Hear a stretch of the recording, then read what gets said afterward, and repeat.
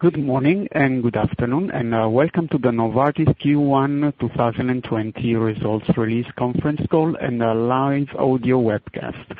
Please note that during the presentation, all participants will be in a listen-only mode, and the conference is being recorded.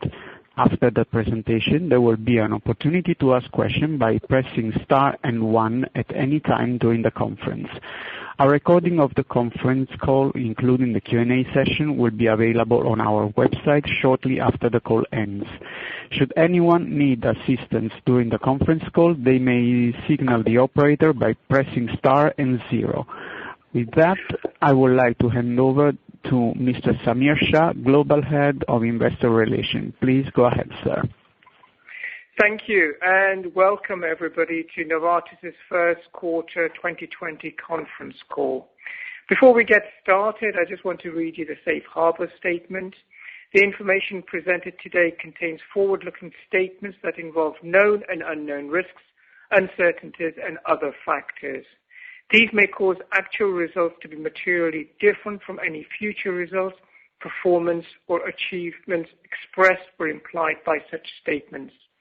For a description of some of these factors, please refer to the company's Form 20-F and its most recent quarterly results on Form 6-K that, respectively, were filed with and furnished to the U.S. Securities and Exchange Commission. I'd like to thank you all for participating in today's call and now hand across to Vas. Thank you, Samir, and thanks everyone for joining today's call. With me today, I have Harry Kirsch, our Chief Financial Officer, Marie-France Tschudin, President of Novartis Pharmaceuticals, Susanna Schaffer, President of Novartis Oncology, John Tsai, our Head of Global Drug Development and CMO, Richard Saynor, the CEO of Sandoz, and Shannon Klinger, our Group General Counsel. So moving to slide 5, this quarter we were able to maintain strong operational performance while supporting the global response to COVID-19. When you look at our operational performance, sales grew 13%, core operating income grew 34%. This included the effect of approximately $400 million of forward buying we saw across a range of brands. When you strip out that $400 million effect, sales grew 9% and core operating income grew 22%. So very healthy and strong growth in the quarter with solid margin expansion both in innovative medicines and Sandoz, excluding the COVID effect. Now moving to our pipeline, we had a busy quarter once again in delivering our pipeline to deliver long-term growth. First, with respect to Zolgensma, positive CHMP opinion and a Japanese approval. With respect to Cosentyx, we had a positive CHMP opinion in non-radiographic axial SpA. Ofatumumab and inclisiran had their filings accepted in the U.S. and EU, and both filings are on track with FDA. Entresto, we submitted the HFpEF submission to the FDA. Beovu had its approval in a range of markets. And we also had a priority review for capmatinib and a fast-track designation for TQJ, our antisense RNA for Lp(a).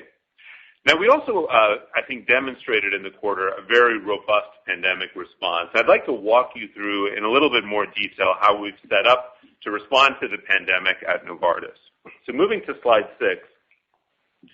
Throughout the quarter and through the remainder of this year, we want to demonstrate a relentless commitment to associates, patients, healthcare providers, and society. In each one of these areas, we've set up clear efforts, task forces to ensure that we're really trying to do the right things to ensure our business continuity, but also that we're serving all of these stakeholders. So taking each in turn, if we move to slide 7, starting with business continuity and the manufacturing and supply chain operations, we've put in place robust plans across our suppliers, our own operations, and our dealing with customers to ensure there's no disruption in our ability to deliver medicines to patients. With respect to suppliers, we have excellent transparency across the value chain. We've been working in real time to adjust our inventory levels, and it's worth noting that less than 2% of our sales are supported by APIs that are single sourced from China and India, giving us strong resilience in that supply chain. With respect to our own operations, we've really put in place excellent plans across our supply network to ensure that we're able to maintain solid manufacturing operations and are currently maintaining greater than 6 months of inventory on key brands. And then lastly, in terms of supply reliability with customers, we're achieving currently 99.5% customer service levels across our innovative medicines portfolio. Now moving to clinical trials on slide 8. First and foremost, it's important to highlight our regulatory submissions for 2020 remain on track, and our COVID-19 impact on our clinical trials is largely manageable. You can see here a list of our key regulatory submissions. They are continuing to progress. We're managing them well with the relevant regulators. Now, with respect to clinical trials, we have over 300 trials currently operating with 96,000 patients. The only disruptions we're seeing is primarily studies that are in the startup phase or in the planning phase, where we have some slowdown in new enrollments on ongoing studies and startup of new studies. But I would say that in studies that are more in a maintenance or closeout situation, we've been able to manage extremely well with minimal disruptions. Overall, across the portfolio, our ability to deploy digital technologies to look at real time across all of our clinical trial sites, across our clinical trial portfolio, is enabling us to intervene to ensure that we minimize the disruptions. Some of the highlights include a significant number of remote monitoring visits, which we're continuing to scale up, and we also hope to use post-pandemic as an ongoing normal course of business to increase the efficiency of our operations. We have 2,500 users on our artificial intelligence-driven Sense platform to predict where there are issues in clinical trials and to intervene. And we're having a very rapid ability across the network to detect, evaluate, and respond to any site-level issues. Now, moving to slide 9, when you look at our approach to ensuring the well-being of our associates, we've tried to ensure job safety with no job-related losses to COVID-19. We've paused ongoing restructurings, provided additional leave and childcare assistance. We have a range of employee well-being programs, and we're also looking to adapt and have adapted our ways of working with our field force, protecting our associates in the field, and changing the way we look at incentive and schemes to ensure our associates are treated fairly. This is a critically important slide because I believe it's what enables us to really see the kind of operating performance we've seen in the first quarter and expect to see over the course of this year. We have very high engagement levels across our associate base. Now, moving to slide 10, when you look at our engagement with HCPs and with patients, we've moved very quickly to look at digital solutions to enable patients to have online drug refills, access disease education, and access direct-to-patient services. With respect to HCPs, we've scaled quickly on web meetings, WeChat, and email in China. We've provided a range of tools to our sales associates to be able to engage in real time, and are building additional portals to really try to be at the leading edge of how digital technologies can improve the ability to engage with customers. Now, lastly, I wanted to turn to the important role we're playing in responding to the COVID-19 pandemic on slides 11 and 12. First, starting on the left-hand side, you can see with our COVID-19 response funds and donations, we've committed $40 million to countries across the globe to really support local efforts at relief, local efforts for healthcare systems to build resilience in the face of this challenging situation. We've also committed over 130 million doses of donated drugs with hydroxychloroquine, which are reaching now over 60 countries with 50 million doses shipped to date. And that's, of course, at the request of those ministries of health. We're working on a range of external collaborations, the COVID Accelerator, where with Bill and Melinda Gates Foundation, I serve as the co-chair, and we're working very hard to accelerate the next generation of treatments that we hope will come about from our collaborations, as well as a range of other partnerships you see here. From an internal discovery standpoint, we've launched our own drug discovery efforts to try to find our own direct antivirals in collaboration with a number of academic and other collaborators. And Jay Bradner and the NIBR team are working hard to bring these efforts forward. And then lastly and importantly, we've engaged in our own clinical investigations with Novartis-sponsored studies and IITs. Going to slide 12, just to briefly review some of those efforts. With respect to Novartis-sponsored phase 3 studies, we have 3 phase 3 studies now endorsed by the FDA, canakinumab, ruxolitinib, and hydroxychloroquine. Of course, it's important to note that we have to be humble with respect to any time we try to repurpose drugs in this kind of setting. And we've seen, of course, with the early IL-6 data, this will be a challenge. Nonetheless, we think it's critical that we focus now on generating double-blind, randomized, controlled, adequately powered studies to really figure out which of these interventions could help patients. We've supported over 32 IIT proposals from a full range of our portfolio, ranging from drugs like secukinumab, Cosentyx, as well as imatinib, valsartan, and omalizumab, Xolair. And then lastly, with respect to access initiatives, we've approved now 697 individual requests and 23 from governments all around the world. So on slide 13, thinking about now taking a step back on the dynamics we expect to see on the full year, I think one of the things we're watching very carefully are in patient-physician dynamics. On the positive side, we see longer script lengths, we see higher rates of compliance to many of our medicines. But on the flip side, we have, I think, all seen the declines in visits to providers and hospitals over the course of recent weeks, particularly for us in certain therapeutic areas like ophthalmology. So we're watching those dynamics closely. We're optimistic that given the desire of physicians in the healthcare community not to have the hidden cost of deferral of care for patients, as well as these healthcare systems' own economic incentives to get their healthcare systems running appropriately again, we'll get to a balanced situation in the coming months. Also important payer and healthcare system dynamics. We're going to see, I think, over the course of the year shifts in sources of reimbursement in the United States as patients shift their insurance to whether a government insurance and private insurance plans.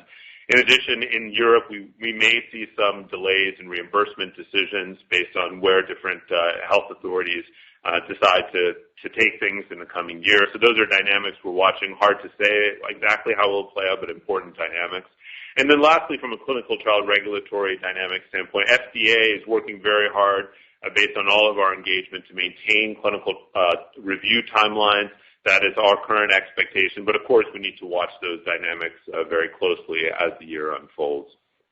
So that, I think, summarizes where we are on the pandemic. You can see we've stable operations, trying to be a leader in respect to the global response to overcoming this situation and taking care of our associates, people, and putting ourselves in the right place to have resilience for the long term. Now, turning to our operational performance on slide 14, you can see that in the quarter, we had very strong growth across our key growth drivers. Highlights included, of course, Entresto, Zolgensma, and Cosentyx, also with very solid performance. And then across the full range of oncology assets, again, you can see that our medicines are doing well across the key brands in Novartis. And on the right-hand side, now we've moved up to 46% of our total innovative medicine sales coming from key growth drivers and launches, demonstrating the rejuvenation in our portfolio for the mid to long term. Now, turning to slide 15, a few words on Sandoz. Sandoz had an outstanding quarter, benefiting in part from COVID-19 related forward purchasing, but also very strong underlying performance with sales growth of 11% in constant currency. This was driven by a strong biosimilars performance with 31% constant currency growth, as well as excellent performance in Europe with 19% constant currency growth. Now, with respect to the U.S. divestment of Aurobindo, we've mutually agreed, as we've announced, to terminate that transaction, and we'll be focused now on optimizing that U.S. business, and Harry will have some more comments as well on the overall size and dynamics of that portfolio.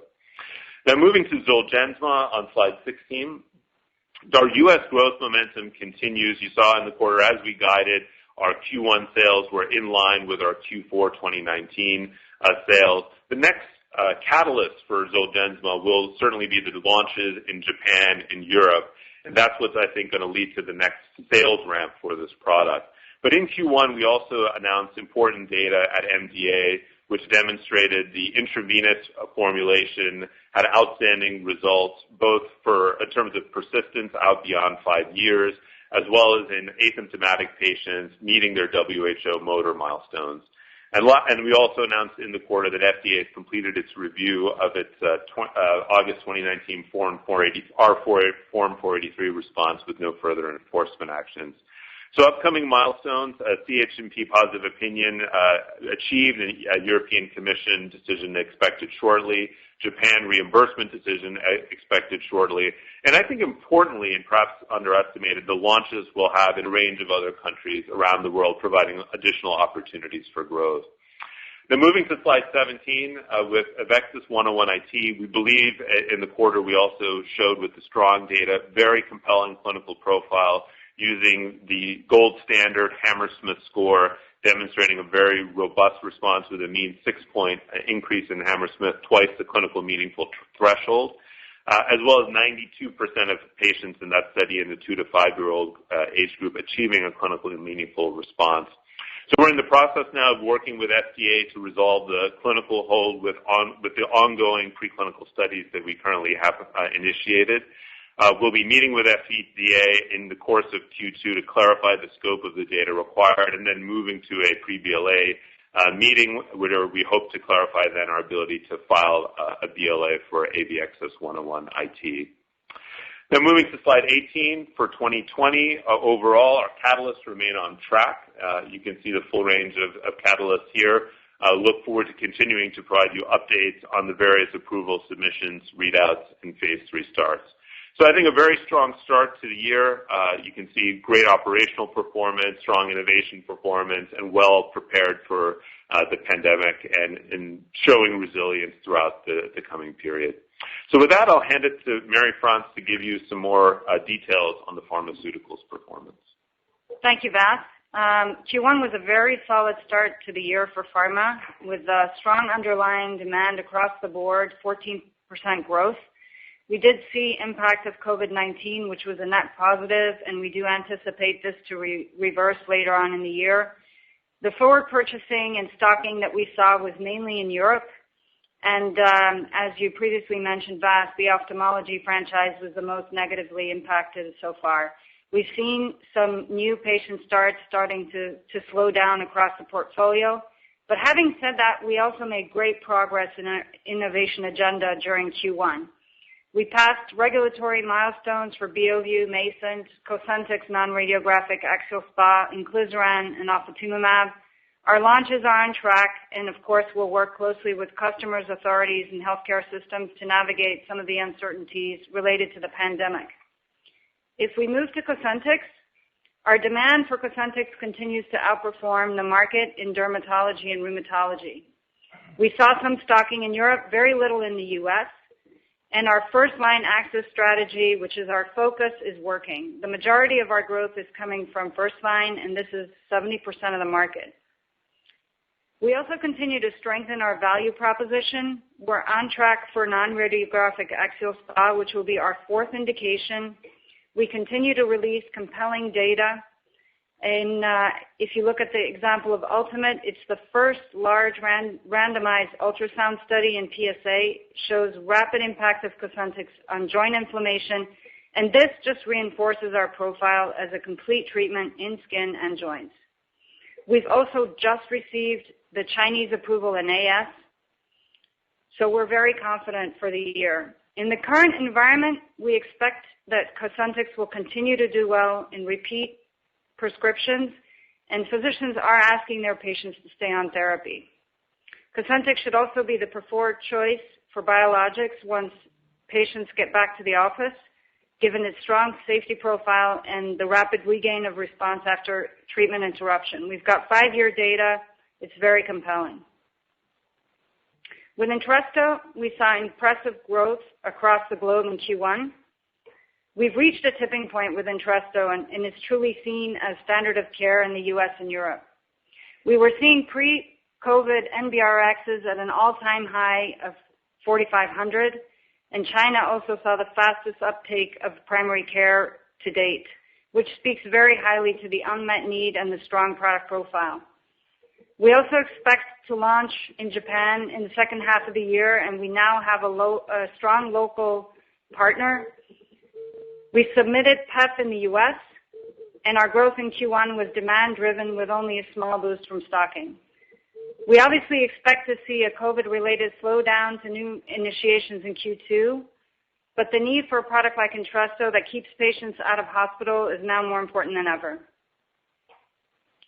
If we move to Beovu, Beovu was off to a very strong start, possibly one of our best launches ever.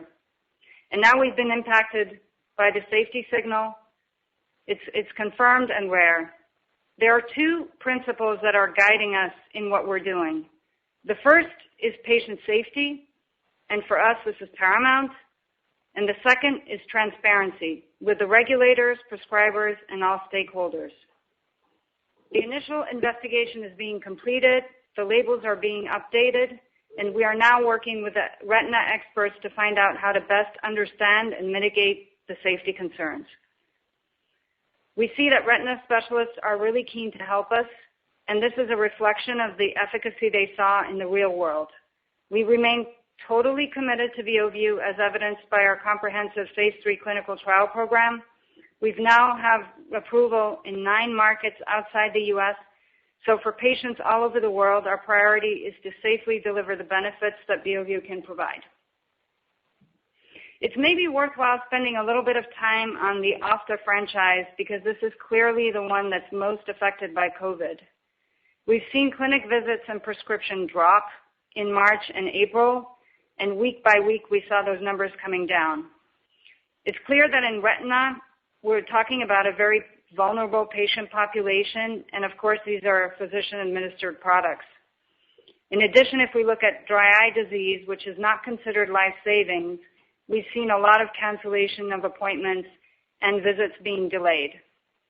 It's hard to predict when things will get back to normal. However, it's also true that retina patients will need their treatments. So right now our focus is to work with providers to find solutions to the capacity issues once patients start getting back to the centers. If we move to ofatumumab, we are very excited about the potential of ofatumumab. The opportunity to have a highly efficacious B-cell therapy for a broad population early and the impact that that could have on disease progression could potentially change the way physicians are treating MS. So we are staying fully focused on bringing ofatumumab to market.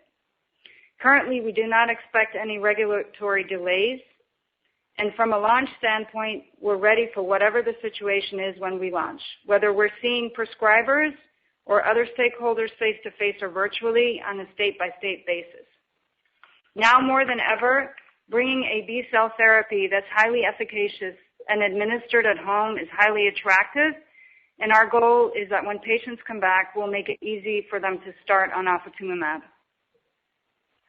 Last but not least, inclisiran, we're moving full speed ahead towards launch. Our regulatory files have been accepted in both the U.S. and EU. We've published our data in the New England Journal of Medicine. We've completed our integration of the medicines company. Our teams are being recruited and trained. Our agreement with the NHS is progressing, and we're excited about this asset because it has the real potential to change CV mortality in a very broad patient population. We continue to expect U.S. approval in December. So overall, it's been a strong quarter. Clearly this year we will have challenges with COVID, but despite all of that, we will have strong growth across the portfolio, our growth drivers, and our launches. Over to Suzanne. Thank you, Marie-France. Moving to slide 28. So also for oncology, we had a very strong quarter one. We reached sales of 3.6 billion and delivered a strong growth of 12%. And we have seen very good momentum across our portfolio, mainly driven by excellent performance of our recent launches, Piqray and Adakveo, and continued double-digit growth of our growth drivers. Kisqali delivered 82% growth, making it the fastest growing CDK4/6 inhibitor in the quarter. And also Revolade Promacta and Tafinlar Mekinist, as well as Jakavi, continued with very strong trajectory. These growth drivers more than compensated for the impact from generics entry on Afinitor and Exjade in the US and Sandostatin LAR in Europe.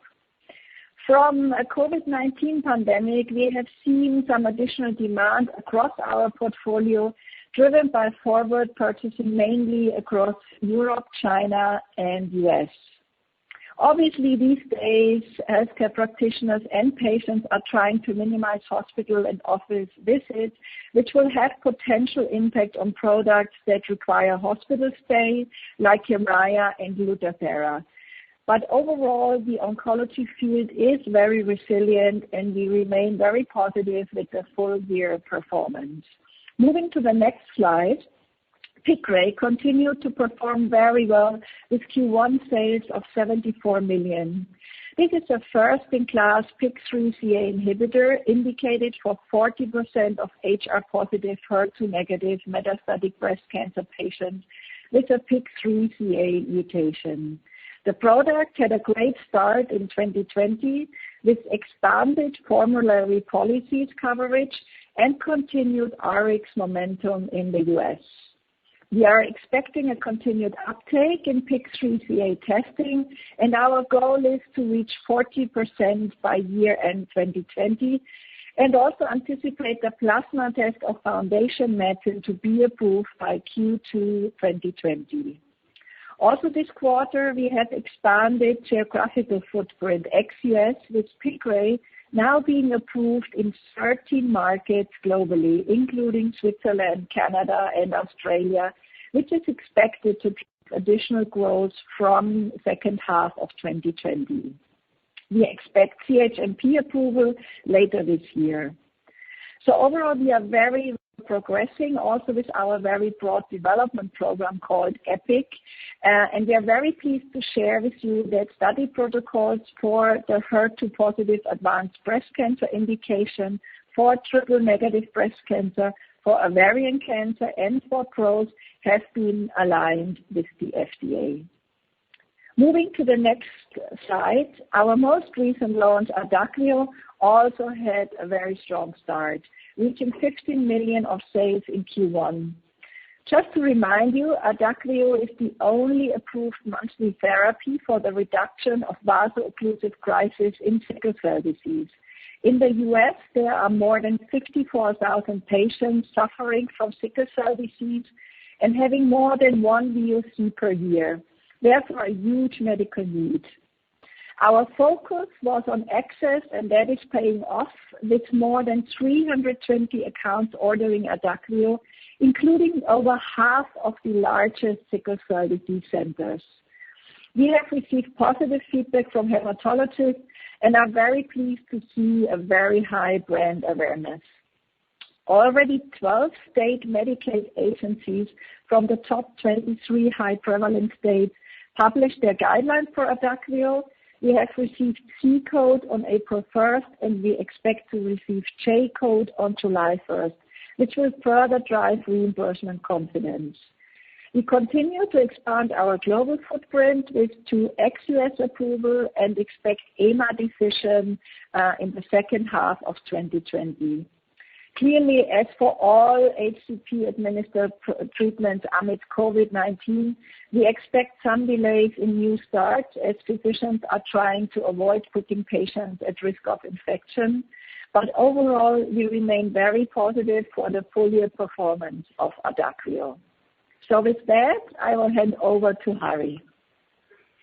Hey, thank you, Susanne. Good morning and good afternoon, everybody. And as always, my comments refer to results of continuing operations and growth rates in constant currencies unless otherwise noted. So on slide 32, this shows the summary of our Q1 continuing operations and performance. The table shows a very strong reported set of numbers, and sales grew 13%. Core operating income grew 34%. There were 2 main factors contributing to these results. Clearly and mainly, the very strong underlying operational performance, and secondly, some COVID-19 related forward purchasing and lower spending. We estimate the favorable financial impacts of COVID-19 in Q1 to be approximately 0.4 billion on sales and about the same on core operating income. Excluding these impacts, we estimate that sales would have grown 9% and core operating income would have grown 22%.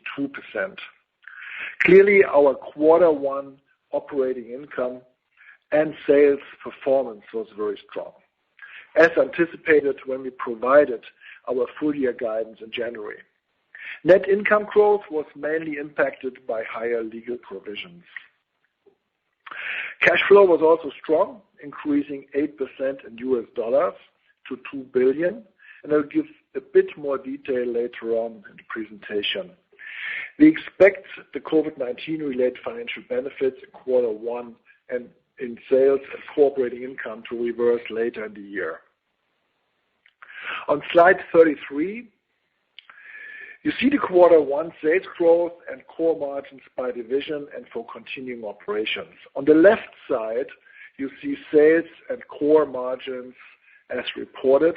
On the right side, you see the underlying sales and margins, excluding our estimated financial impacts from COVID-19 in quarter one.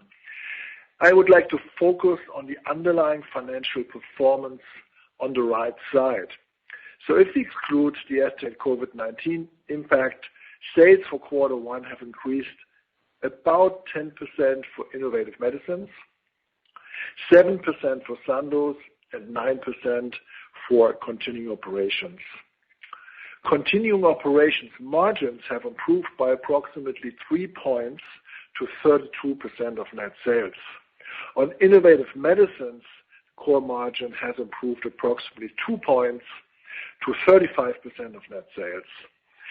Sandoz, as Vas already mentioned, had a really outstanding quarter and significantly improved the underlying core margin by approximately 6 percentage points to 25% of sales.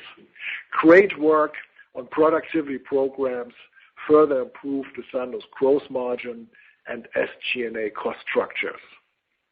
Also, Sandoz quarter one benefited from lower pricing impact and first-to-market launches in the U.S. Slide 34 shows the dynamics of how we expect to bridge from the very strong reported quarter one numbers to the full year guidance. First, we expect the COVID-19 impact, as mentioned, to reverse later in the year. It's of course hard to say when exactly. It's probably a mix of quarter two and quarter three, but also please keep in mind 0.4 billion forward buying is in the end only 2 shipping days for us. So unwinding could also fully happen in quarter two. We also expect greater generic impacts, mainly on Afinitor, Exjade, and Travatan. In quarter one, we have seen some effect of the respective generic impacts, but expect those to become bigger as the year progresses. Additionally, we will start lapping the Xiidra acquisition and a couple of other prior year launches in the second half. Lastly, we plan to increase launch and pre-launch investments for ofatumumab, capmatinib, and inclisiran in the remainder of the year. On slide 35, I want to share our key assumptions which we have based our full year guidance on. The prior guidance in January excluded the Sandoz US oral solid and dermatology portfolio. As we are now retaining this portfolio, we expect both the growth on sales and growth of core operating income to be about 1 percentage point lower than the guidance provided under the previous assumption. Of course, the base we grow from is also about 1 billion higher in 2019. It's exactly 1,074 million as we retain the business now. We continue to assume that no Gilenya and no Sandostatin LAR generics enter in 2020 in the US. Also, I'm sure you have seen this, we just got news of a positive Gilenya IPR appeal ruling. Of course, we closely monitor the district court decision and will let you know when we know more. Now to some rough assumption as it relates to COVID-19 impacts. Of course, nobody knows exactly what will happen over the next months and quarters. Here's what we have roughly assumed for our unchanged guidance. We do include the forecast assumption that healthcare systems return to normal prescription and consumption dynamics during quarter 2 in our major markets. So not economies, but healthcare and prescribing. We assume that the quarter 1 benefits of forward purchasing and lower spending reverse later in the year. Of course, we will closely monitor those business dynamics and will update you also on the guidance if needed at quarter 2 earnings. With these assumptions on slide 36, we confirm our full year outlook. Continuing operation sales expected to grow mid to high single digit, and core operating income expected to grow ahead of sales and increasing the margin at high single to low double digit. For the Innovative Medicines division, also unchanged, we expect sales to grow mid to high single digit and for Sandoz to grow low single digit. Let me add a few words on quarter 2 dynamics. Of course, quarterly growth rates are likely more volatile in this COVID-19 situation. For us, quarter 2 sales growth is likely to be low to mid-single digit. This mainly depends on how much COVID-19 forward buy of Q1 unwinds in Q2 and how sales of our Ophtha portfolio is impacted by significantly lower physician visits, as Marie-France also has laid out. On the bottom line, please remember that in quarter 2 of 2019, we had roughly 0.1 billion benefit from pre-launch inventory provision releases, mainly for Zolgensma upon Zolgensma approval. This is of course considered in our full year 2020 guidance, but please include this also in your quarter 2 core operating income modeling. On page 37, just a quick word on cash flow. Of course, cash flow remains very important for us, particularly in view of the current situation. And you see here a strong cash flow growing 8%, mainly driven by higher operating income. We do have higher working capital in the quarter, mainly impacted by higher accounts receivables, as the forward purchasing mostly happened in March. But no worries here, we are absolutely on track to collect that, and that's also what we see overall. Our cash collections remain very strong. It's of course a big focus of the organizations, and day sales outstanding remain totally in line with year-end 2019, so very good cash collection discipline and cash flows.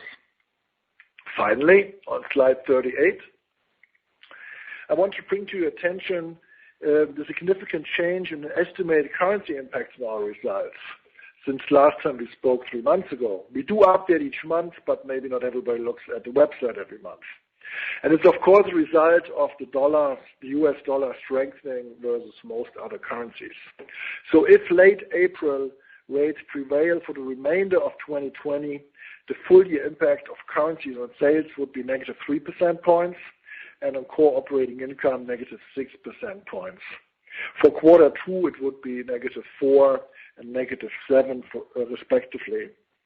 And again, as a reminder, we do update this monthly on our website. I do recommend that you look at it. Not only business situations, also currencies, of course, are volatile, and it's worthwhile watching. So with that, I turn back to Vas. Great, thank you.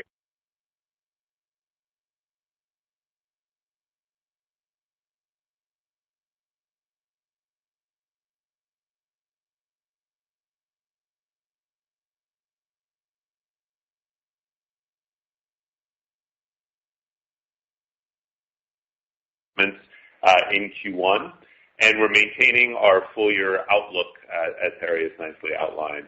So we remain excited for the future, optimistic about 2020, and we look forward to taking your questions. So with that, operator, we can open the line.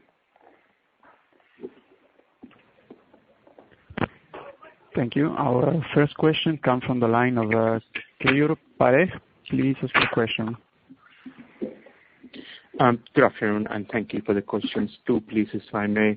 One, Vas, for you, from a big picture perspective, would love your thoughts on how you see the current pandemic impacting the way you are doing business in the longer term. How do you think the value of the broader healthcare system, kind of within the healthcare system, changes?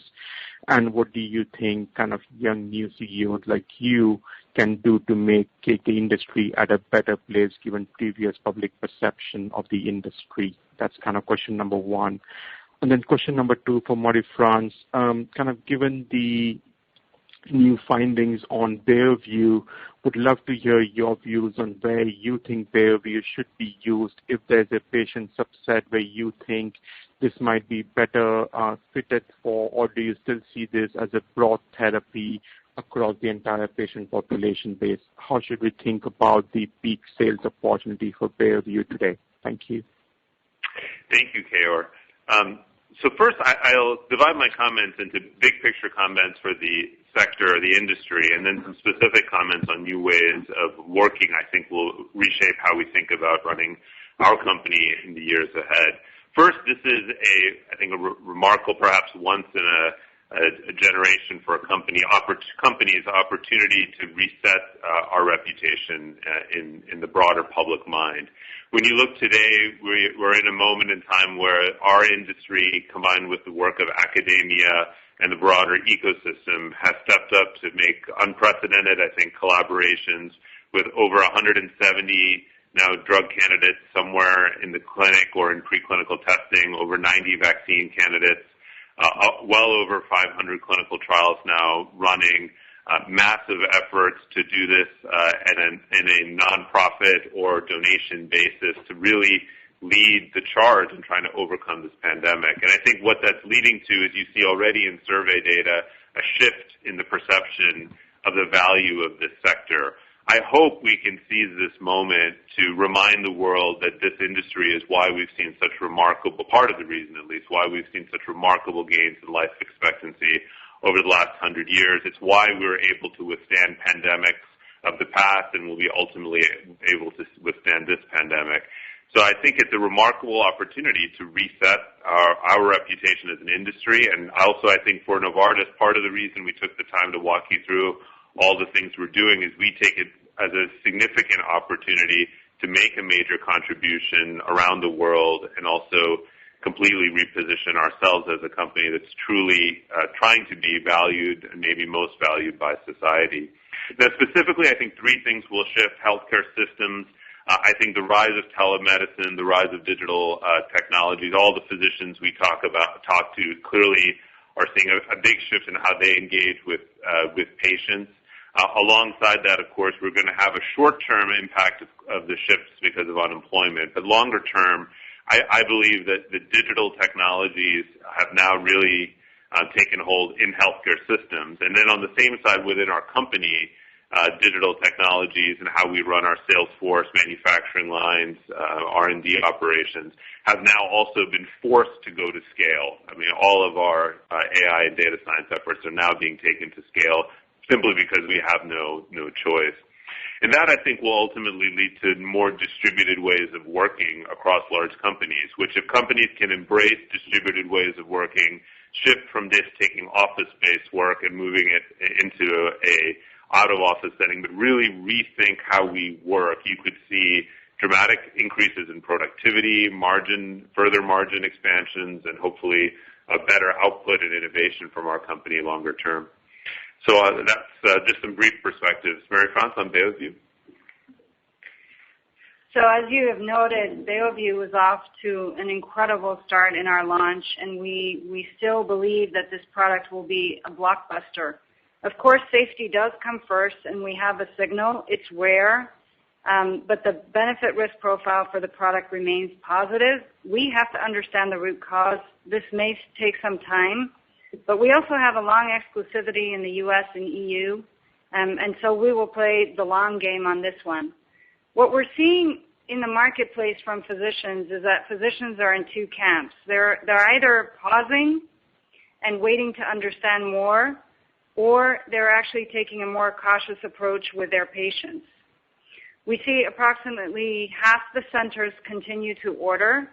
Of course, now with the COVID situation, it's hard to say what is impacting what, but I think the fundamental point is that we're committed to resolving this issue. We have approval across 10 markets, and as we launch this product across the world, we will learn also about different treatment practices and how these have an impact on outcomes.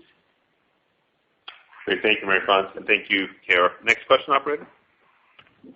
Our next question comes from the line of Graham Parry from Bank of America. Great. Thanks for taking my question. So, firstly, you expressed confidence in meeting your PDUFA date on ofatumumab, but I think at your last update you said the FDA hadn't inspected the manufacturing site in Stein yet, and that is obviously an international inspection which they had to at least temporarily shut down. So do you have a date for that inspection, or has it already happened? Perhaps an update on your confidence in achieving that prior to the PDUFA date. And then secondly, when you talk about the $400 million COVID benefit to sales and EBIT, is that just purely an inventory calculation? And have you also included in there the impact of the surge in prescriptions for chronic therapies like Entresto and Cosentyx as people rush to get their prescriptions filled? And also in your full year guidance, to what extent have you factored in the reduction we're seeing in new to brand on those drugs, the lack of new patient starts, or are you just thinking these are getting warehoused and you should see them actually pick up with a new surge in end of Q3 as patient visits start to return? Thank you. So thanks, Graham. So I'll make a general comment on our engagement with FDA as an industry, and then John can comment specifically on ofatumumab. I mean, we've had, I chair the FDA BRC for the pharma industry organization. In all our interactions with FDA has stayed committed to their view that they can meet their PDUFA timelines, and they will be using technology, virtual inspections, paper inspections, et cetera, to do their best to meet their PDUFA timelines. And in particular, when they look at prioritizing, priority reviews would, of course, be the ones they want to ensure they hit their timelines on. And it's worth noting that ofatumumab has a priority review with the priority review voucher. Now, John, specifically on OFA? Yeah, thanks, Graham. Specific to ofatumumab, we've had good discussions with the regulatory agency, FDA specifically. In terms of inspections, as you noted, we had a clinical trial site inspection in the U.S. very recently, and that went very well. In terms of the manufacturing inspection, the manufacturing site is in Switzerland, and we had that site inspected about a year ago, and that went well. Now, as Vas said, that sometimes they're granting waivers or asking other agencies to do the inspection, and we've not heard anything else in terms of the current inspection. But the most recent inspection that occurred a year ago went very well. And then Harry on the guidance and the $400 million. Yeah, thank you, Graham. So the $400 million, roughly, right? It's never easy to approximate these, but that's why we did it at company level as well as at division level, but not further down. Easier to triangulate at a higher level. And the $0.4 billion is very little actually at the wholesalers. So we actually also held back orders where we felt they just would fill the wholesaler pipelines. And in good discussions with our customers, we reassured them that our supply chains are extremely robust and customer service levels are at normal record high. So most of this effect we see in longer scripts, and basically maybe patients filling early or getting longer scripts. It depends on the country and the payer allowing that. It is only 2 days on average, but it's majorly at the patient level, not so much at the wholesaler level. And so we do expect that this unwinds. On the other hand, could have a positive effect on more adherence to chronic medicines. And so that's a positive. On the other hand, of course, depending on the therapeutic areas, we also expect, and that's also needed for the full year guidance, that systems return back to normal physician visits. That's certainly on new patient starts in the launch area, and then on the other hand, of course, in ophthalmology where injections are necessary. And there we see in April a bigger impact. You don't see it yet so much in Q1. And that's also where we need this assumption that the systems start back up. Vas mentioned that there's a big urge and also healthcare system looking at the unintended consequences of COVID, which means other diseases may be neglected. Good. Thank you, Eric. Thank you, Graham. Next question, operator. Yes, next question comes from the line of Steve Scala. Please ask your question. Oh, thank you. I have two questions. First, why didn't Cosentyx appear to benefit from forward buying, and it even fell a bit short of your guidance provided on the Q4 call? And then secondly, one theory for Beovu's safety issues is a contaminant or impurity in the formulation. I'm curious, was the delay in filing Beovu several years ago due to the need to purify the formulation? I don't recall the company ever actually being specific on why the filing was delayed. Thank you. Thanks, Steve. On Cosentyx, Marie-France? So as we mentioned before, there's very strong performance across the board, both the derm and rheum markets. We did see some small stocking, but it was mostly in Europe. There was no stocking in the U.S. It was very demand-driven results. We did see, obviously, Q1 seasonality around the re-verification and our further strengthening of our first-line access strategy. But we continue to grow and be strong, and clearly we do anticipate a COVID effect on our NBRXs, but we have a very solid TRX base, strong market share, so we're confident on our trajectory. And I'd just say on Cosentyx, we're confident, that this brand will continue on its trend to exceed $5 billion. So we're very confident in where Cosentyx is heading. These small variations quarter to quarter that get so scrutinized, I think, miss the bigger picture that this is a brand that's on its way to 9 indications, that has an outstanding market share position across its various therapeutic areas and a very unique positioning in rheumatology. So it's important to take a step back, I think, for our investors and not always focus on these small variances on the quarter. Now, with respect to Beovu, just to remind everyone, this is a history. Steve's got a good memory. If you go back in time, the original phase 3 program took into phase 3 the phase 1/2 formulation, and then after phase 3, we did a bridging study to the final marketing image that ultimately went into the market. So we are doing a very detailed technical analysis just to understand was there anything that happened in that process. We have not identified anything to date that would be causative, but nonetheless, we are very carefully assessing that to fully understand it. These are very rare events. I mean, if you look at these numbers, we're talking about 1 to 2 cases per 10,000. So this is not easy to find causative relationships. The other nuance to note is outside the U.S. we've launched in a pre-filled syringe. In the U.S. we launched in a vial. How that might impact the dynamic is something as well we'll have to watch. Good. So next question. Next question comes from the line of Peter Welford from Jefferies. Please ask your question. Hi, thanks for taking my questions. I've got 2, please. Firstly, just on the cost base, I wonder if you could just comment perhaps on how we should think about COVID-19 potentially impacting that. Obviously, significant efforts by you both on supplying drugs like hydroxychloroquine, as well as obviously investing in new studies and perhaps also having to increase costs on existing studies to keep them going. But at the same time, obviously, like us, travel budget is significantly down. I wonder if you could sort of talk us through the varying dynamics there we should think about for our costs this year. And then secondly, just on marketing, I guess with all the efforts now that have gone into digital marketing and some of the significant changes that have been there starting in China and now other major markets, have you got any data so far in-house that can point to how effective that digital marketing is or could be? And how could this potentially shape your thinking in the future? Or do you think things will largely return to normal once the COVID situation finishes? Thank you. So Harry, on the cost base? Yeah, thank you, Peter.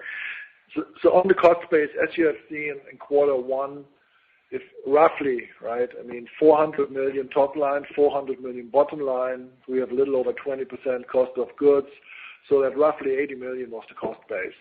and that's basically effective 2 weeks. So you can imagine that there's never a formula. Don't now take the 80 times how many weeks, but there's quite some variable spends that of course has to do with what is the possibility, how much is working from home, how much are the lockdown procedures basically also impacting the cost base in a positive way. It would, right? Of course, we rather don't have it and have the top line be extremely dynamic. But there is clearly quite a potential, which is partly a natural hedge for some of the top line if there would be a slowdown. And then in the overall scheme of things, of course, we do a lot as a company, but it's not so material in terms of $50 billion company roughly, right? And our significant amount of profit and cash flow. So we are in a range that is manageable within our forecast, and we also make very good progress, slightly even ahead of target on our productivity efforts. So I would not see that our COVID-related efforts would hinder us from margin progression or would dent it really. More important is to see how's the top line developing and our healthcare systems for the areas and therapeutic areas that are important to us, starting to work normal again as we go through quarter 2. And then Marie-France on digital marketing. Yeah, so we've clearly had to pivot very quickly to a very, very different way of working, and we've seen some remarkable initiatives across the globe. We've been able, for example, in China to reach 900,000 HCPs through WeChat and web-triggered emails. We've seen in the U.S. 1,500% increase in telemedicine. And so clearly digital is going to take a new role in the future. If we think about online drug refills, education, direct-to-patient, and of course how we can enhance our face-to-face interactions with physicians. So one of the clear opportunities that we see is really in this stage is to understand what physicians prefer, what the markets prefer, and then really clearly understand what are the most effective tactics that we have out there. The goal is to really just increase our effectiveness or our productivity in the marketplace, the efficiencies of the system, such as diagnosis and maybe adherence. And clearly we're seeing opportunities also on how quickly we can bring products to market. So we've seen, for example, in the case of Xolair, home delivery being accelerated across different markets. So yes, there are some challenges, but there are clearly opportunities for us in the future. And Peter, I'd say overall our goal is how can we make these changes stick and really now accelerate that transformation, not go back, I think, to your point, to the old ways of working. Thanks, Peter. Next question. Next question comes from the line of Simon Baker from Redburn. Please ask your question. Thank you for taking my 2 questions. Firstly, on Zolgensma, you talked about the next catalysts for growth being Europe and Japan, but I wonder if you could give us an update on the potential growth sources in the US, given the current level of state testing and Medicaid reimbursement. And then a question for you, Vas, going back to Kaya's opening question. Rather than just thinking about the long-term potential benefits for the perception of the industry from COVID-19 and the industry's response, I wonder if you could give us any thoughts on your interactions with governments here and now and how the perception of the industry has changed.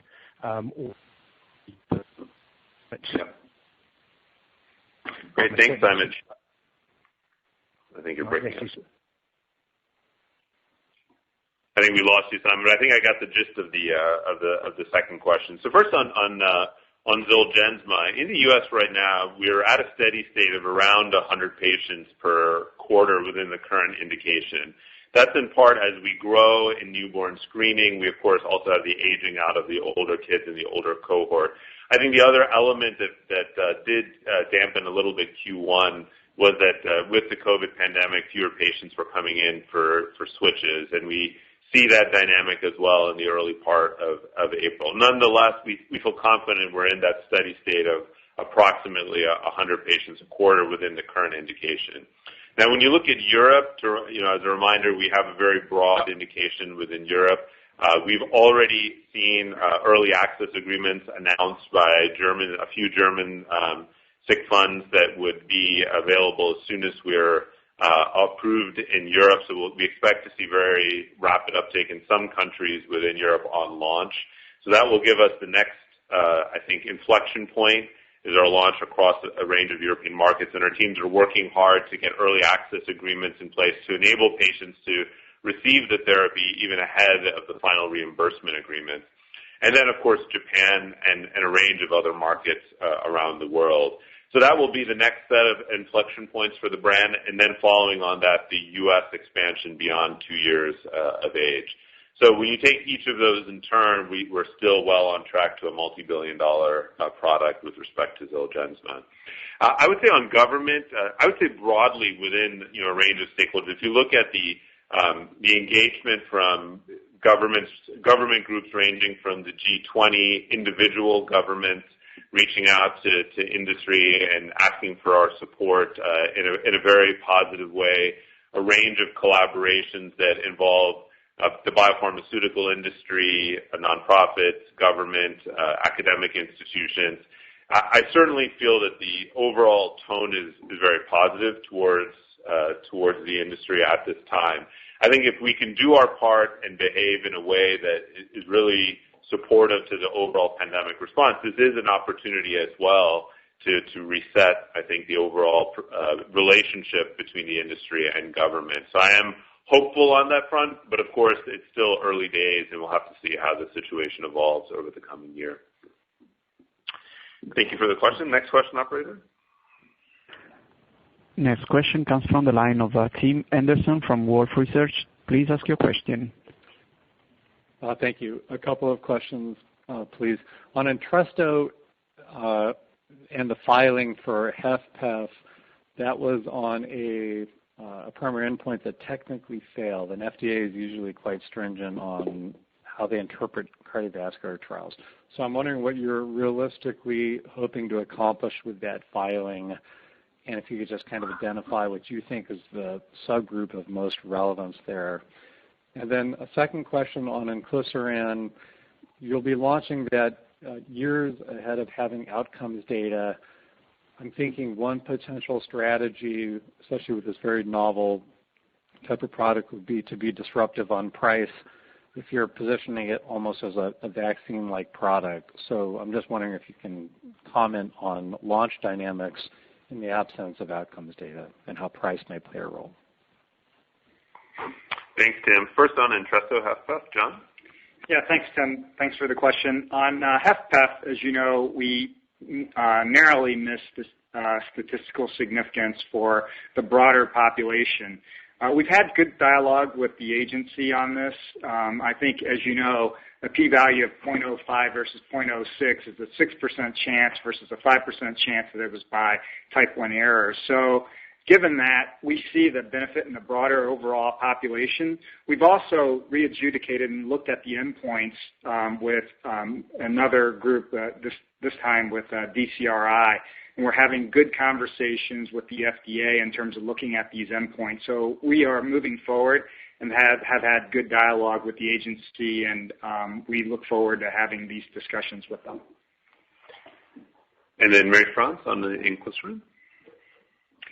So clearly the idea with inclisiran is to bring the product to a very broad patient population. We know that there's a huge unmet need in the cardiovascular area.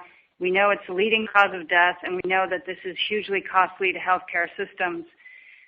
What we want to do is price this product responsibly, and what we've learning from payers is that there is an interest in entering much broader agreements with us on this product. So it's early to talk about what that would potentially look at, but certainly the idea behind the acquisition of this product was to bring it to a broad patient population who can benefit from it and potentially bend the curve of life.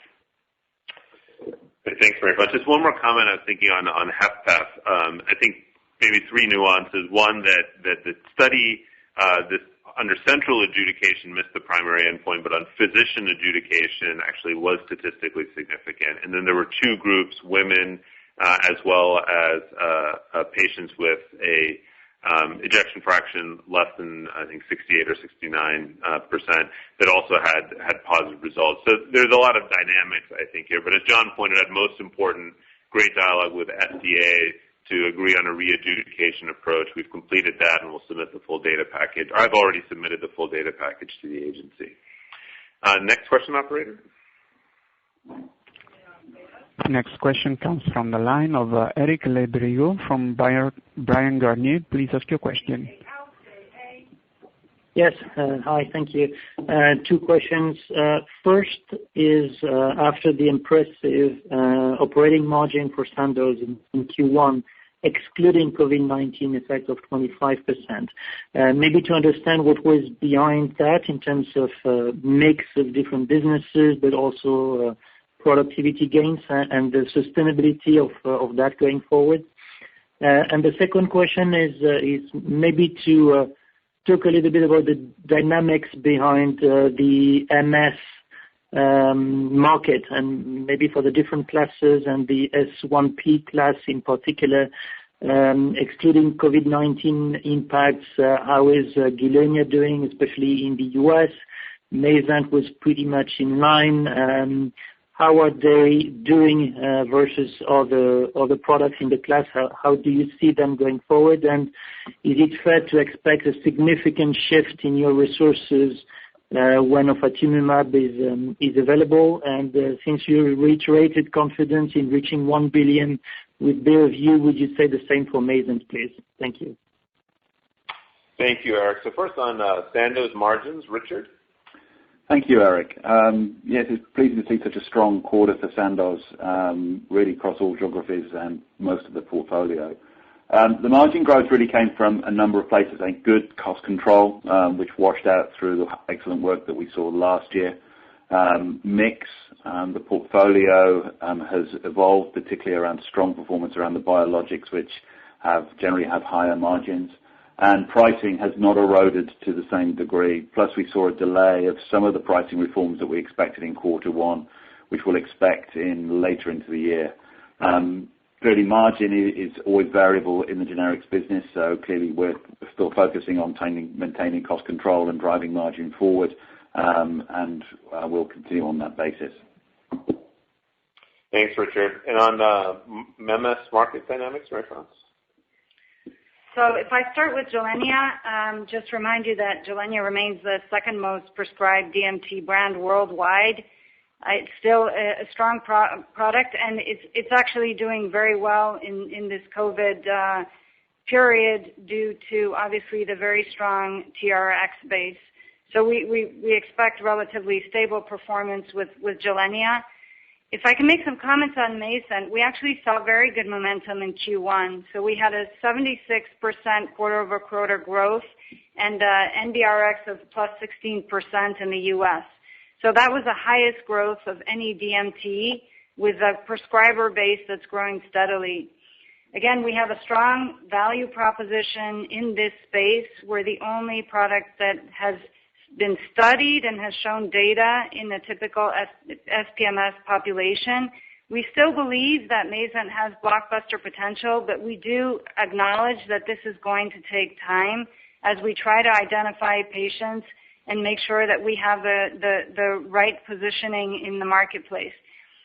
As we're in this COVID period, clearly the MS space is being affected, especially the dynamic side of the market. So we do expect a slowdown, but as things get back to normal, we believe we have a good foundation for Mayzent in this patient population. Lastly, on ofatumumab, that's clearly the focus. Bringing a highly efficacious B-cell therapy, which is safe, which can be administered at home, and particularly now in a post-COVID period, this is going to be absolutely paramount for the market and for patients. So we're very excited about this prospect, and clearly we're focusing for a big launch in this area. Great. Thanks, Marie-France. Next question, operator. Next question comes from the line of Seamus Fernandez from Guggenheim. Please ask your question. Oh, thanks very much for the question. So just wanted to get a couple of updates. One, could you guys just update us on timelines for your factor B inhibitor? I know that that's one agent that many investors are really interested to see updates on. Just hoping to get a better understanding of that and perhaps data presentations that could occur later this year or timelines for completion of some of the phase 2 studies. And then second, can you just help us understand a little bit better the relative impacts of the Gilenya settlement opportunity? We saw the successful conclusion of the IPR. Just wanted to get a quick sense of how you're thinking about the duration of Gilenya going forward. Thanks so much. Thanks, Seamus. So first on LNP023 or factor B inhibitor, John. Yeah, hi, Seamus. Thanks for the question. On LNP023, our factor B inhibitor, as you know, we're going for multiple indications. First in the PNH, paroxysmal nocturnal hemoglobinuria. We're moving forward. The approach that we're taking is a mixed phase 2A/B approach with interim analyses. And we're looking to get results at the end of this year. This is tracking on time, and we'll be seeing those results and moving forward with the phase 3 at the close of this year.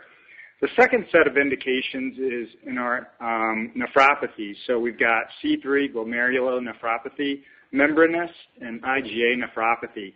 Those are also combined phase 2A/B studies. Those are moving forward also. We expect to see results early part of next year, and those also are on time. And once we get those results, based on the interim, we could either file with the interim or we would move forward in terms of a full phase 3 at the beginning of next year.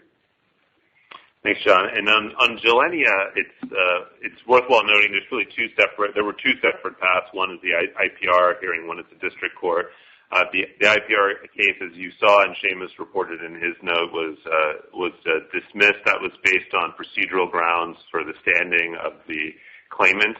And so on the district court, there really is no read across from the IPR to the district court hearing. There is a single filer still remaining in the district court, and we expect a ruling in the mid of this year, and we stand fully behind the IP of Gilenya.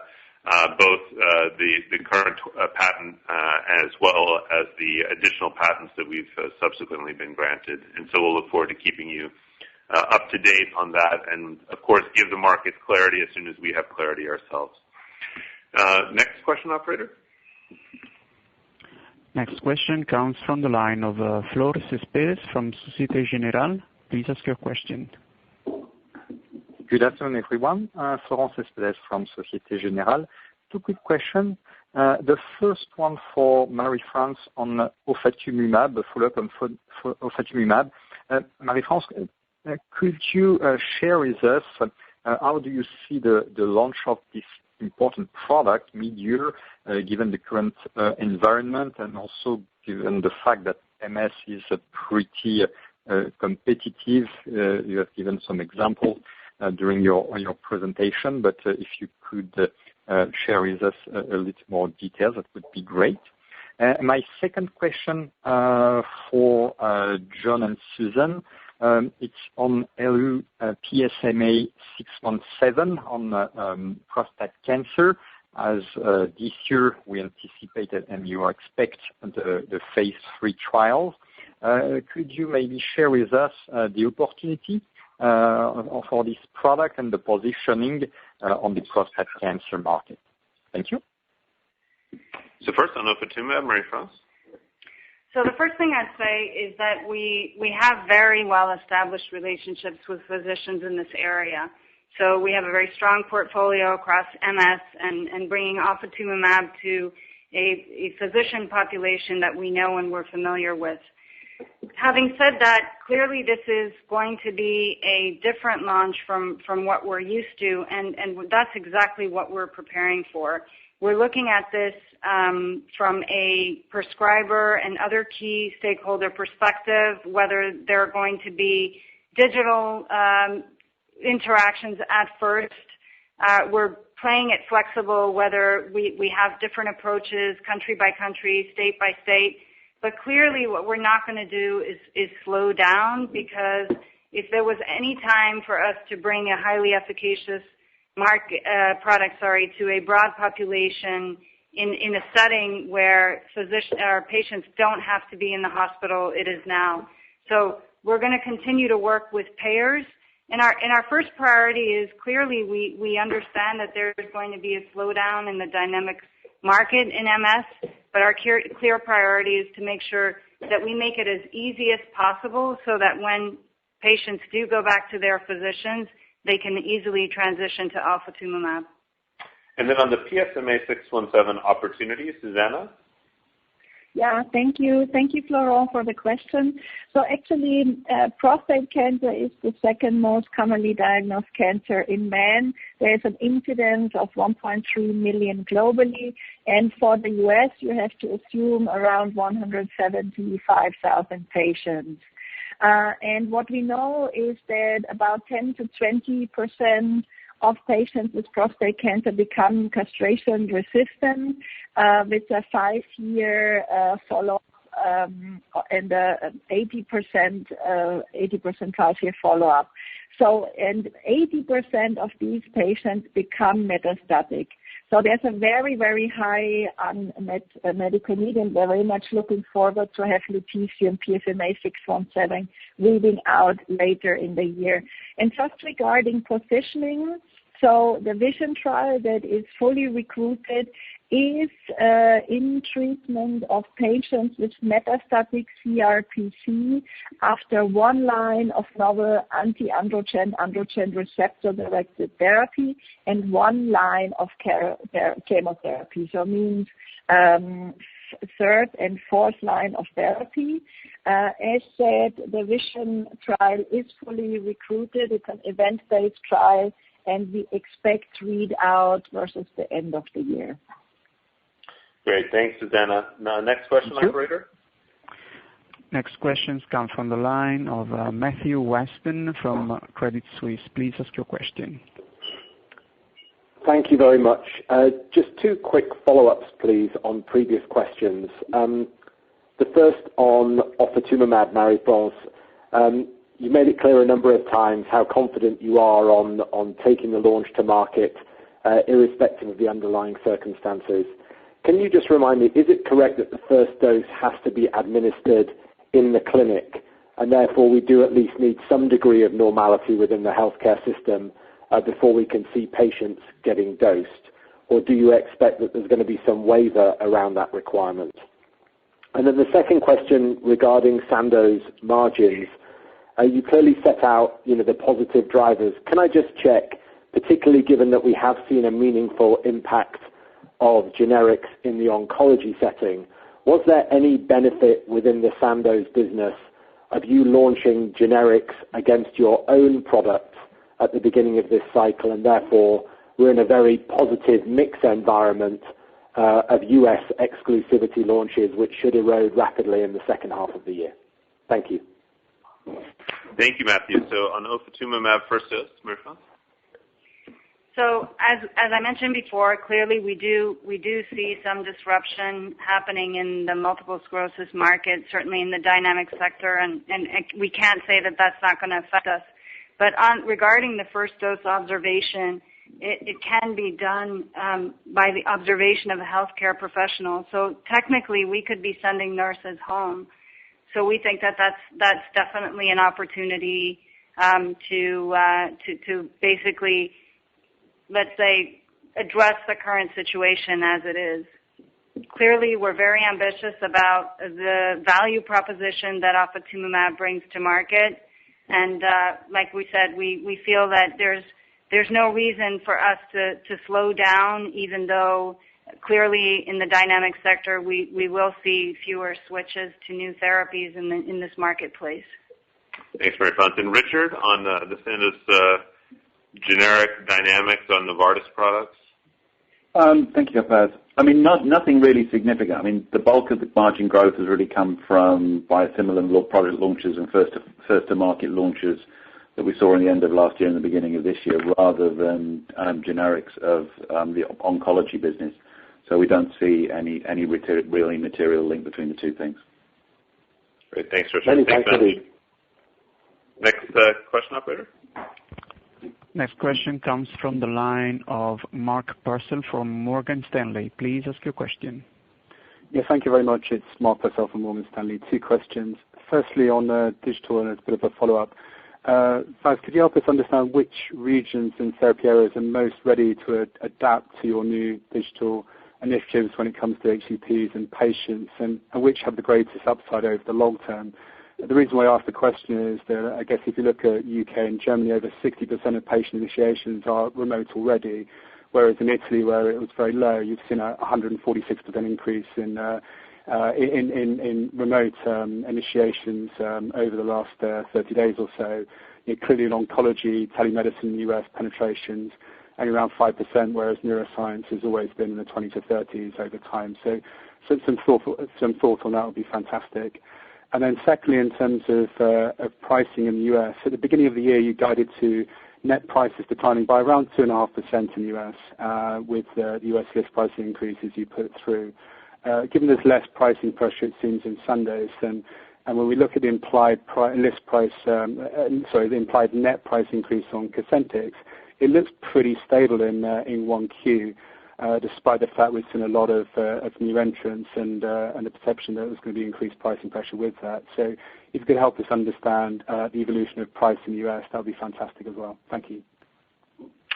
Yeah, thank you, Mark. I think on digital, there's a few dynamics I would highlight. As you rightfully point out, different countries are in different places. But in my mind, for us, Germany being I think a relatively positive outlier. But there are three markets in particular where we have an opportunity to make a significant inroads. First and foremost, of course, the United States, where all of our conversations with physicians and healthcare systems indicate a sudden and dramatic shift to telehealth. And as long as some of that can stick, as well as use of digital tools, digital engagement, and that could be a significant upside. China, as Marie-France already noted, we've taken this now to scale ourselves. We have partnerships with Tencent, partnerships with other companies. We're now reaching many thousands, tens of thousands, sometimes hundreds of thousands of physicians outward from ourselves to reach our customers, but then also enabling patients and physicians to interact on digital channels at scale. And we have a few examples of this already with Tencent, but plan to add others. Probably one of the most striking ones, as an example, would be Japan. In Japan, prior to COVID-19, it was unheard of for physicians to engage via digital channels with medical teams or sales representatives. Now it's been forced upon the system, and that has to happen now digitally, and the uptake is actually quite rapid, is quite striking. And that could be a market that sees now a complete switch in the dynamic in terms of the use of digital technologies. Therapeutic areas, of course, I don't have time to get into all of it, but there's a lot of variation, and of course, across therapeutic areas. Some are more digitally savvy than others. In our mind, the key is to build platforms, integrated data sets, and we invest a lot on our data plumbing, the hard work, the unsexy work of just getting your data straight, and then trying to build scalable platforms around that. And we're trying to collect talent from outside of this sector, whether from the digital, consumer health, other places that have really cracked this at scale, and then trying to deploy that within Novartis. And so we'll look forward to keeping everyone up to date as we progress on that. On price dynamics, Harry? Yes. So just a few words. Fundamentally, for innovative medicines, nothing has changed versus what we have seen 3 months ago. You see this also reflected in our overall pricing effect in Q1, which is minus 3% on prices on innovative medicines and the total company. Where we potentially have a bit of an upside, and this of course what Richard also alluded to, is the Sandoz pricing negative impact is much lower than usual. Right? It's minus 4 on a worldwide basis. But there we have to watch, is this a temporary effect because maybe other supply chains are a bit more stressed than ours, or how will that develop? So there maybe in Sandoz, maybe a little bit less negative pricing. But overall, also innovative medicines at the moment we see in quarter one -3, and nothing from our initial assumption has changed there. Great, thanks, Harry. Thanks, Mark, for the questions. Next question, operator. Next question comes from the line of Richard Vosser from JP Morgan. Please ask your question. Hi, thanks for taking my question. Two, please. Just to get your thoughts on second waves. Clearly not in your guidance, but we're seeing second waves come through in Asia, in Singapore, and other areas. And it's, I suppose, reasonably likely that we'll see them across Europe and the US. So just your thoughts of that impact maybe over the overall business and maybe particularly with ophthalmology, the ophthalmology division. And then linked to that in ophthalmology, I think there was some idea that patients there could be some catch-up dosing of patients maybe in the retinal space. Just a thought in terms of capacity there and how you might do that, given stretched capacity previously, and of course COVID being greatest morbidity and mortality in the above 65s. Second question, just on Ultibro, clearly benefiting from being a respiratory product in this space and up a lot. Do you see a new level for Ultibro going forward? How much of that was stocking? How much do you think you've got a new level? Thanks very much. Thanks, Richard. First, with respect to second wave, the way I like to think about how these things happen, and especially in this instance, is human beings tend to be caught off guard by the exponential nature of outbreaks in general, and especially these kinds of global viral outbreaks. So the exponential curve hits us. Healthcare systems have to respond. We're not always well prepared, and we have to then, as society, and then have to scale up to respond. Now, for subsequent waves, what's going to happen, I believe, over the course of the coming months is there'll be an exponential expansion of our knowledge of the underlying epidemiology of the virus. How do healthcare systems need to respond? How do public health systems need to track, trace, and respond to outbreaks?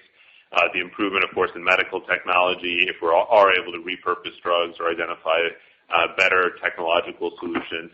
So all of that makes us think, and me think that if there are future waves, we can manage them more effectively without having, hopefully, the same level of disruption to the healthcare system. Because I think one of the things that will become more clear, and we hear this from our conversations with physicians and healthcare systems, is there is a hidden cost, a significant hidden cost to all of the averted and delayed care that's happening for patients with chronic diseases all around the world.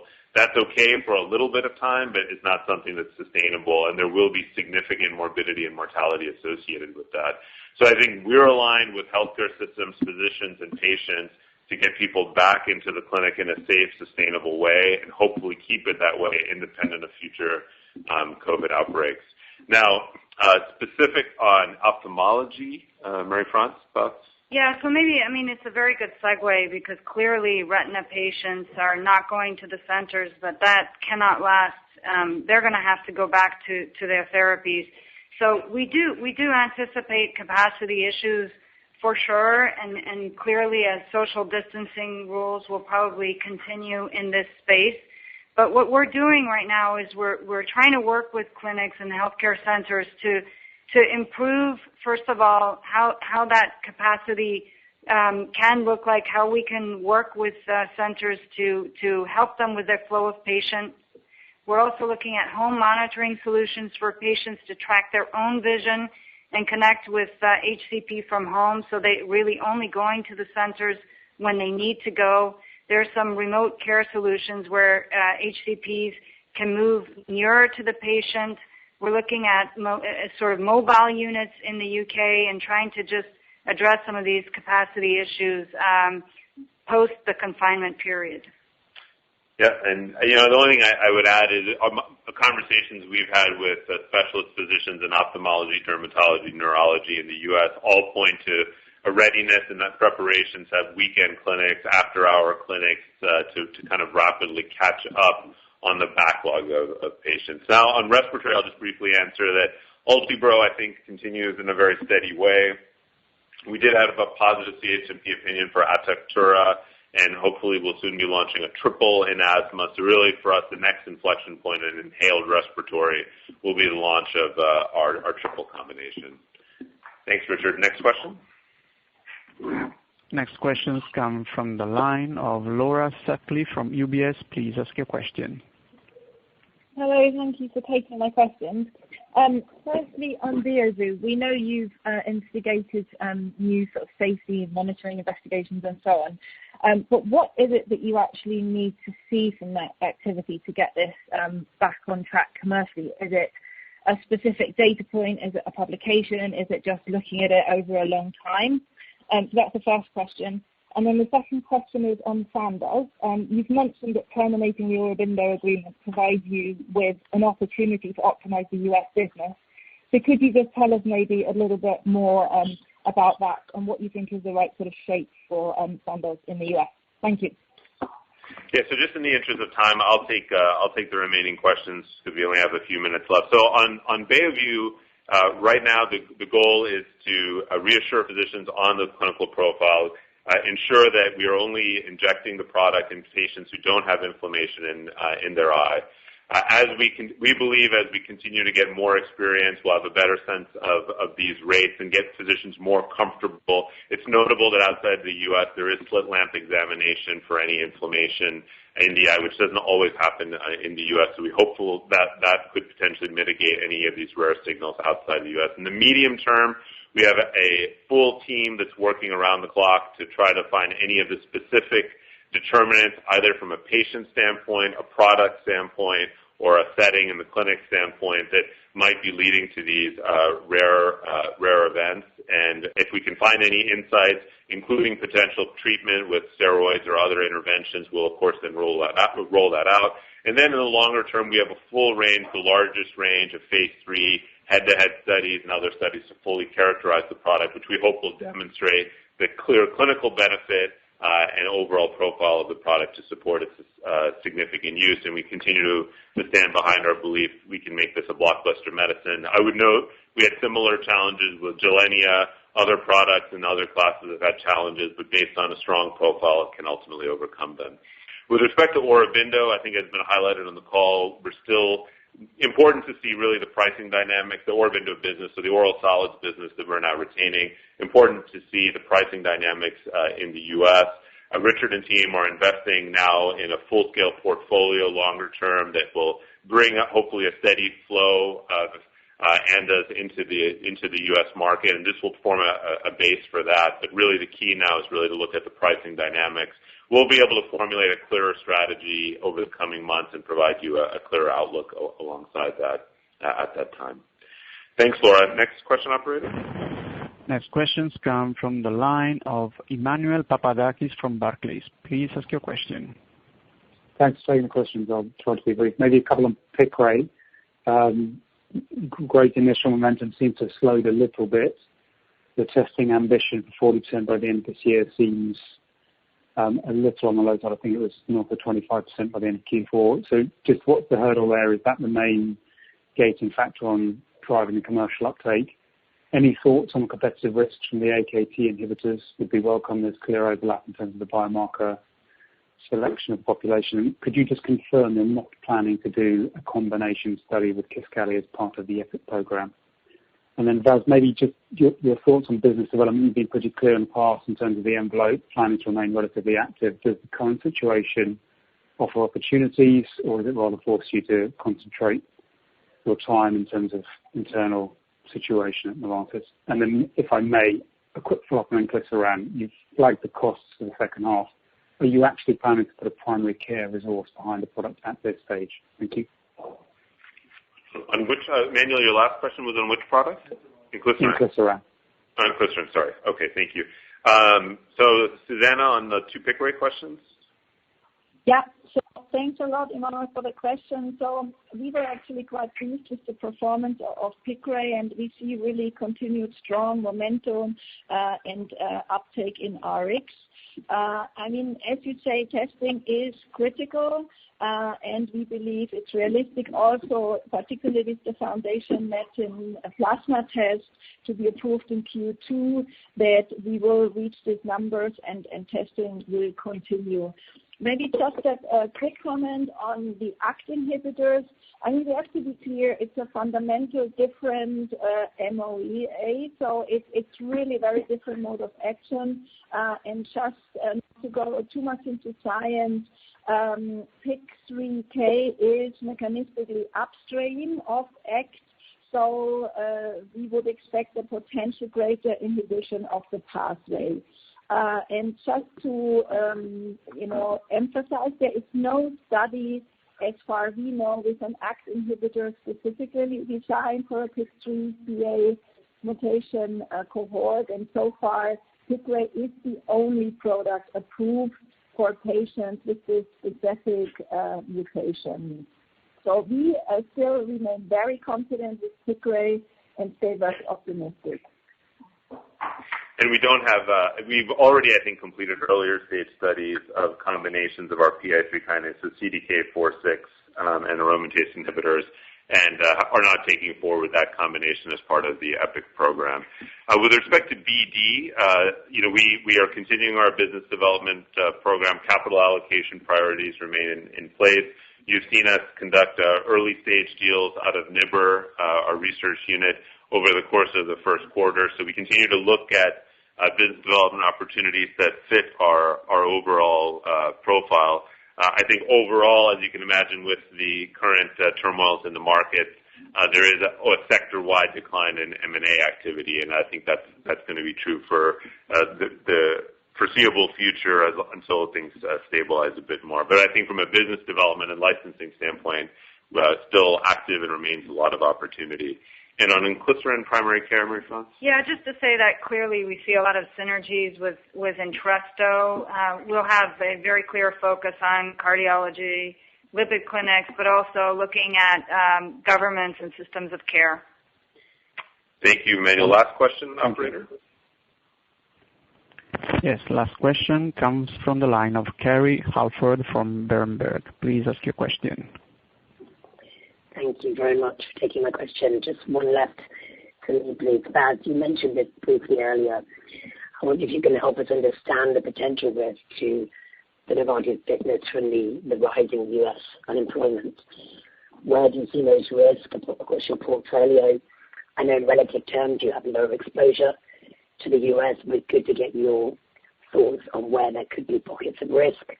And if you're able, can you remind us of the broad split of your U.S. sales base by channel?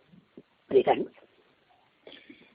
Well, thanks, Kerry. So on U.S. unemployment, I mean, I think, first, I think, of course, we're all saddened to see the incredible tide of rising unemployment in the United States and around the world. So I think this will, of course, have disruptions to the provision of health insurance. I think it's important to note there's a lot of uncertainties right now. First, of course, extended coverage through COBRA and similar policy initiatives. Second is the ability of patients to potentially get coverage through the various care consortia that now exist in states through Obamacare, and then ultimately to see how many patients move on to Medicaid.